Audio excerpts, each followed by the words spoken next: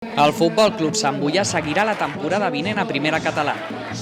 Les portes de la tornada a tercera es van tancar després de caure en el partit de tornada de la promoció d'ascens contra el Granollers per 1-2. Si bé els de Sant Boi es van esforçar i durant alguns minuts dels dos partits van ser millors que el rival, la solidesa i efectivitat del Granollers el converteixen en un guanyador just. Les 2.000 persones que es van reunir en un Joan Baptista Milà que feia patxoca es van il·lusionar amb la remuntada en el primer tram de partit. I és que els de Juan Camilo Vázquez havien de capgirar el 4-2 del partit d'anada i en el minut 6, una connexió entre Buba i Cata va significar l'1-0.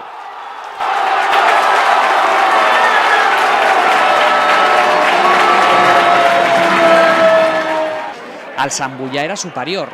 Tenia el control de la pilota i creava ocasions de perill davant d'un Granollers que semblava espantat. Durant els primers 20 minuts hi havia motius per a l'esperança.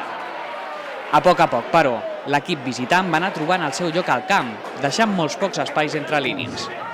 A més, també van tenir aquell punt de sort que normalment es necessita per pujar de categoria. En la primera acció de perill, Juanlu Estevez aconseguia empatar. El gol va baixar-li la moral al Sant Boià al mateix temps que va donar-li confiança a un Granollers que, a partir d'aquí, ja no va patir més.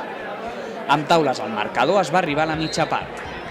I només començar la segona, Eduard Cosme agafava la pilota i la clavava per l'escaire de la porteria de Jaume Albert. Un autèntic golaç per fer l'1-2 i acabar de definir l'eliminatòria.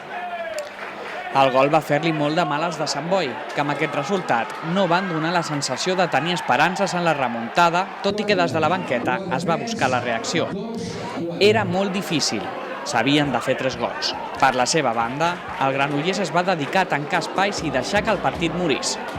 Sense patir, els visitants van celebrar l'ascens a tercera sobre la gespa d'un Joan Baptista Milà que, la temporada vinent, seguirà sent plaça de primera catalana.